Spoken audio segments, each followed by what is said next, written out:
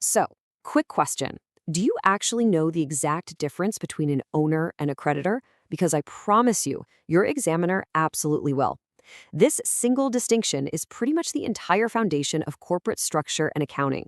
Misunderstanding this? Well, that's where most students lose really easy marks. But don't worry, over the next few minutes, we're going to lock this concept in so tightly that you'll be answering these questions in your sleep. All right, here's our bootcamp syllabus for today. 1. Shares versus debentures explained. 2. Interest payments and profits. 3. Recording collateral security entries. 4. Acing your exam questions. Let's get right into it. Section 1. Shares versus debentures explained.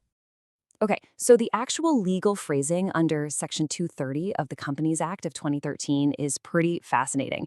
It defines a debenture as including debenture stock, bonds, or any other instrument of a company evidencing a debt. The absolute crucial point there is that last part, evidencing a debt. A debenture is fundamentally just a bond issued by a company under its seal acknowledging that it owes someone money. It might be secured by a charge on the company's assets, or it might not, but at its heart, it's a formal IOU. And that brings us to the ultimate dividing line. It's like drawing a line in the sand. Shareholders, they're the owners. And because they own the place, they get voting rights and get to control the affairs of the business. Their reward is a dividend, but it's totally variable. It depends completely on how much profit the company actually makes. Debenture holders, on the other hand, are simply creditors. They're just lending money to the business. And because they're just lenders, the source text explicitly notes no company shall issue any debentures carrying any voting rights. They have zero say in how the company runs. In exchange for giving up that control, though, they get a fixed, predetermined rate of interest. Listen, if you need to write a short essay answer on debentures, this right here is your blueprint. First, it's a document evidencing a loan made to the company. Second, it's a fixed interest-bearing security, meaning the interest is due on very specific dates. Third, the original sum is repaid at a specified future date, or, maybe converted into shares if they're convertible debentures. And fourth, as we just highlighted, absolutely no voting rights are permitted. Section 2. Interest payments and profits. I literally want you to burn this exact quote into your memory. Interest on debentures are charges against profits. This is a massive trap for students on exams. The examiner absolutely loves to test whether you know the difference between an expense a company has to pay versus a distribution a company just chooses to make. The big deal here is the tax and profit treatment. Because interest on debentures is a charge against profits, that means it's treated as a deductible expense when figuring out the taxable profit of the company. Basically, the company pays it out before it even calculates what it officially earned. On the flip side, dividends on shares are an appropriation of profit. That means dividends are a slice of the pie that gets handed out after the taxable profit is determined, so they are not tax deductible. So let's just quickly recap these strict rules of debenture interest to really lock this in. It's paid at a predetermined fixed rate. Most importantly, it is payable regardless of the profit level. Seriously, even if the company is bleeding money and operating at a huge loss, they legally must pay that debenture interest. The creditors always eat first, well before the owners get even a crumb. Because of this, debentures rank ahead of all types of shares for payment. Section 3. Recording collateral security entries. Okay, let's slow down the pace just a bit.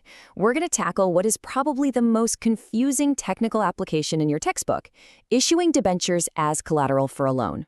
So, collateral security means a secondary or supporting security for a loan. It's essentially the bank's backup plan, in case things go wrong. And let's be honest, banks love a good backup plan. This security can be realized by the lender if the original loan isn't repaid on the due date. Sometimes, instead of giving the bank a mortgage on a building, a company will just issue its own debentures to the bank as this collateral security for a loan or an overdraft. Now, how on earth do we record this in the company's books? Well, the source material gives us two totally distinct accounting methods for handling debentures issued as collateral security. And depending on what your specific exam question asks, you need to be ready to use either one. Method 1 relies on the notes to accounts, and Method 2 uses a specific journal entry involving a suspense account.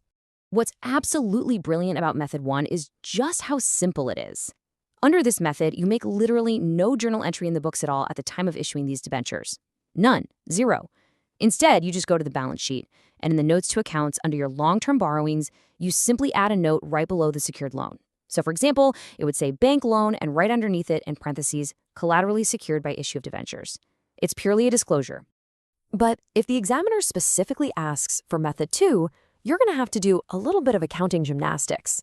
You'll actually make a journal entry here, debiting a debenture suspense account and crediting the debentures account. That debenture suspense account, it's basically a temporary placeholder. It just sits on the asset side of the balance sheet under non-current assets to balance out the liability you just created, since, no actual cash traded hands for these specific debentures. And right here is the ultimate exam trap for collateral security. Say a company takes a loan of 10 lakhs but issues debentures worth 12 lakhs as collateral. Do they pay interest on the 12 lakhs? Absolutely not. The source explicitly states that in these cases, the holder of such debentures is entitled to interest only on the amount of the loan, but not on the debentures. They only become standard debenture holders if the company actually defaults on the original loan. Definitely remember that rule. Section 4, acing your exam questions. All right, it's time to test your knowledge.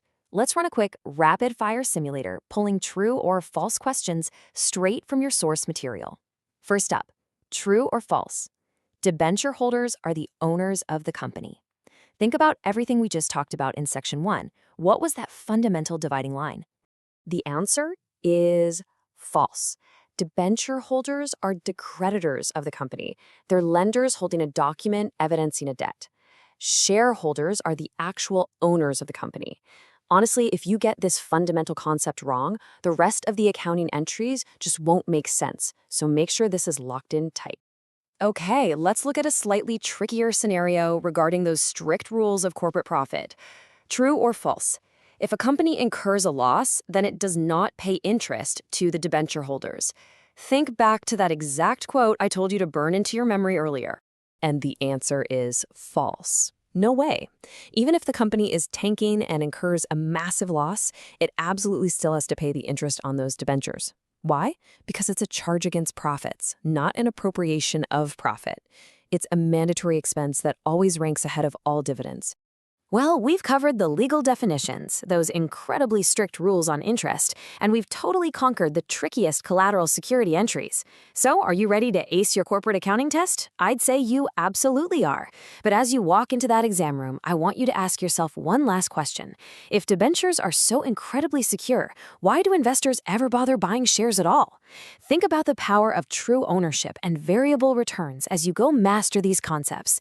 Thanks so much for joining this explainer, and go crush that exam.